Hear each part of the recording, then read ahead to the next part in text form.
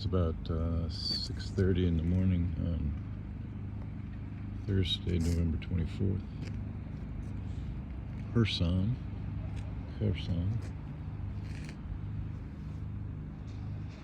And 6:30, it's lights coming into the day now, and it was dark by 4:30. So it's a long night already in November.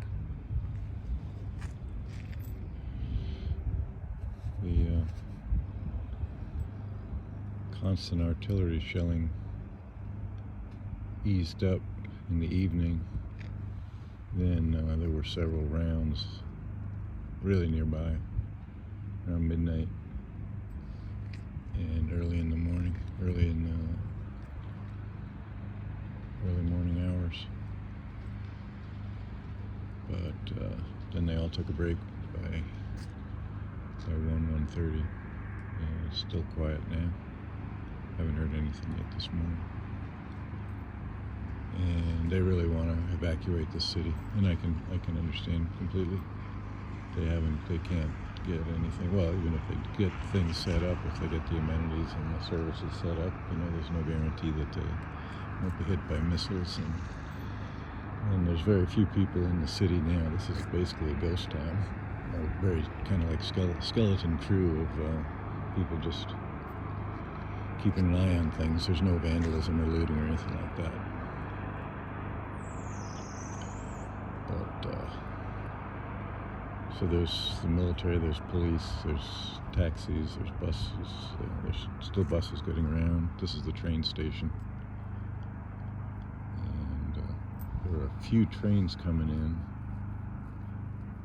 and mostly taking refugees out, but they have set up service from Kyiv to Kherson.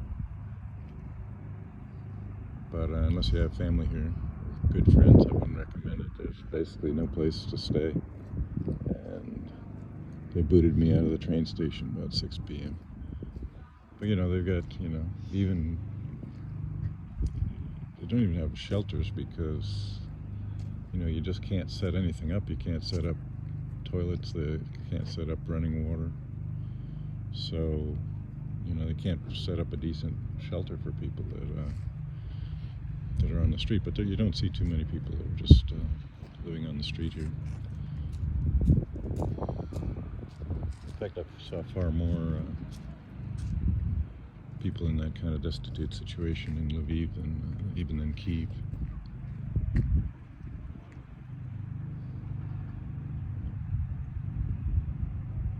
Constant sound of generators in the background, so whatever power there is strictly generators, so there's always the background noise of generators.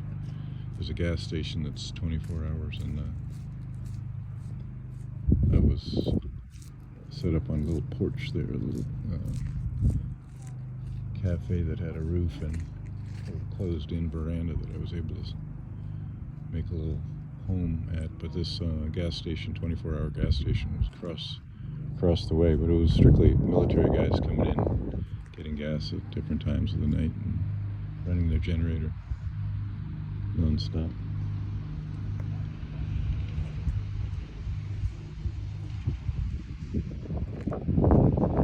So Kherson is going to be out of business for a while, but I'm going to guess that when they can push the Russians back further and take the whole Kherson province back,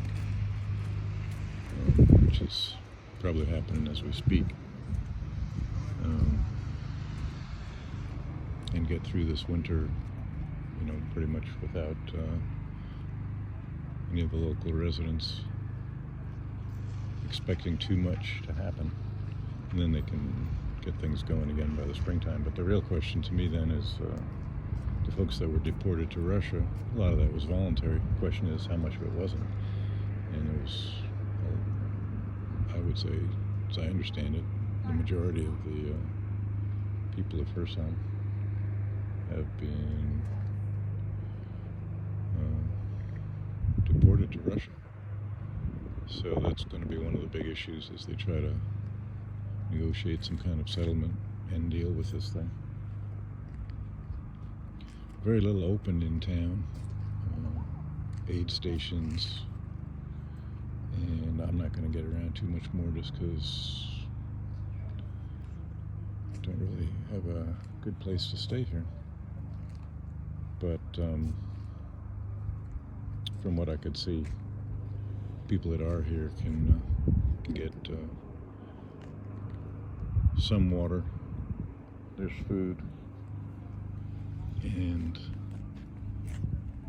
they can come to central locations to charge their phones and to get internet. And the train station was open all day, I'd say till about 6.